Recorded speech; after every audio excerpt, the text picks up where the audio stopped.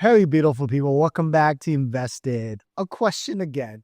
I don't know if I should take this question, but has anyone negotiated a lease with Ono's Hawaiian Barbecue? Yes. That's it. Thank you. I mean, I understand the question, but about what, right? So let me just talk a little bit holistically about retail leases, right?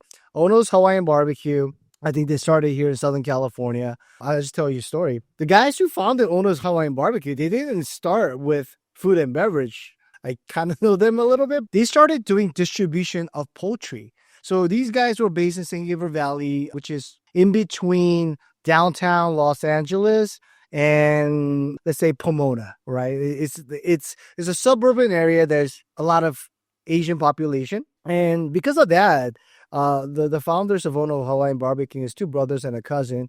They started this, and in the beginning, they were actually distributing poultry, pork, chicken, and beef to different restaurants. And I believe one of the distributing partners that they had, and they were providing it was a Hawaiian food barbecue. I think it was L&L. I think L&L was one of the original Hawaiian barbecue that's actually based out of Hawaii. They started chaining it out here. But Ono's guys, they ate there. It was a teriyaki chicken, beef, this and that.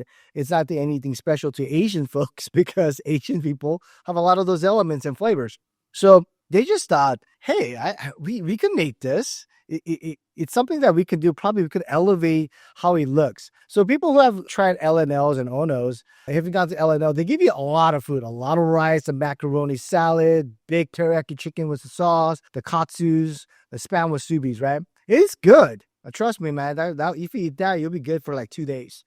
But visually, it's not very pleasing when you walk in the stores. It is what it is, but it's not like there's no uniformity. It's just kind of like second generation space. So people go there for good food at a reasonable price. At the time, it's relatively cheap. So these guys took that concept, and given that they control the supply of poultry and other supplies, given they're in the industry, their cost margin might be better. So I think they started Ono's Hawaiian. They elevated the interior concept more modern with the orange, green, having the Hawaiian kind of theme, but they made it a little bit more vibrant. So they were very successful in running that. So now, just like the Panda Group, they're not a franchisee. So all the Ono's Hawaiian Barbecue you see is corporate owned, meaning that corporation owns all the locations.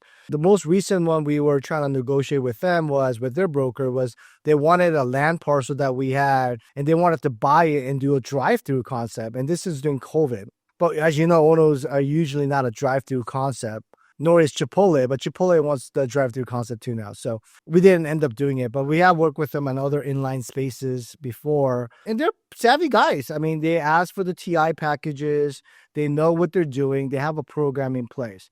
So you're dealing with the savvy operators that has pretty good balance sheet and credit. They're not going to be the credit of Panda Express or Panda Group or Chipotle or Kava of that, but they're significantly up there. So when you have them in there, your rents and the program, there's a surety that they're going to be successful and pay you rent. So that's why you want to deal with them. In regards to the leases, I think there's going to be probably certain things that they are going to be wanting that's mandatory, which means non-negotiable. So maybe that's where you're having issues with them. So they're going to have a prohibited use, which is going to be the hard concept, right? Because even though you get the base rent, the rates, the terms you like, the tenant improvement, or we call it tenant inducement packages, they're going to have a very strict co-tenancy and prohibited use. And Ono's Hawaiian barbecue is not Korean barbecue. It's not Japanese barbecue. It's considered Asian, but it's really not Asian because Asian food is very broad, right? This could be Chinese, Korean, Filipino, right?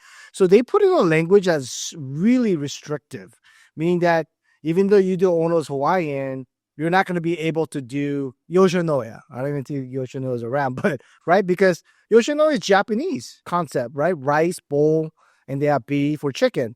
But you're not going to be able to do that because they're going to have a use that is so broad that you're not going to have to be able to do any Asian concept. I mean, I'm just giving out too much information, but they're going to have some languages, and they'll put it in the prohibited. Any soy-based sauce is prohibited. I mean, that means you can't put anything in there, right? So those are some of the things that are going to be challenging for a lot of the landlords who are savvy, who understands that. Because now if I have 8 units or 6 units and right now I got a pizza user, right? And I got a burger user and a Mexican food user, and I bring Onos. And I still have some empty spaces, but later on you give them that prohibited use or exclusive use language. Now, let's say a Japanese revolving sushi wants to come in. And you're like, oh, that's great because that's going to be a lot of foot traffic. There's going to be a lot of synergy. But guess what? You can't put that in there. Why? Because they have soy sauce. Because of that, you can't do it because it's an Asian concept. So then you have to go to Ono's and ask for permission to do so. In return, if you do that, they're going to want something, right? So that's why it's going to be very difficult with these larger groups who are very savvy, very corporate, and this is not their first rodeo. They've been around, and they got burned a lot by landlords too, right? Because in the beginning, who knows Ono's Hawaiian? So we're like, hey, you need a higher deposit. You can't do X, Y, Z. So they went through a lot of hardships too. So now they're more corporate. They understand it. They're more business savvy. So they want those controls to protect their interests as well.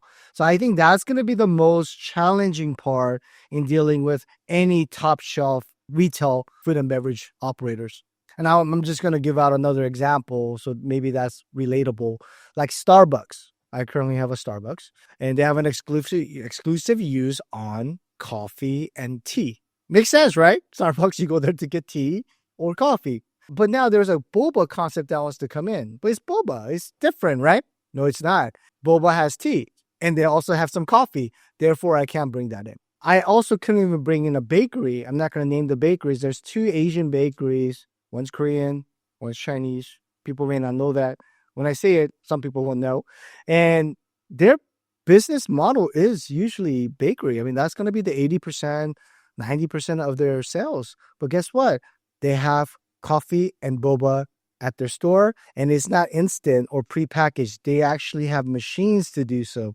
Because of that, that is in a direct conflict of the exclusive use with Starbucks, and I had to pass on that 4,000 square foot tenant. So understanding the leases, how you negotiated, even though in that moment you may not feel the monetary burden, but whatever options or language you give, always going to have some factor in the future. So always be mindful, always curate your tenants correctly, and ensure you protect yourself. If you found this content helpful, please like, subscribe, and follow. And please add more comments and questions. Thank you very much.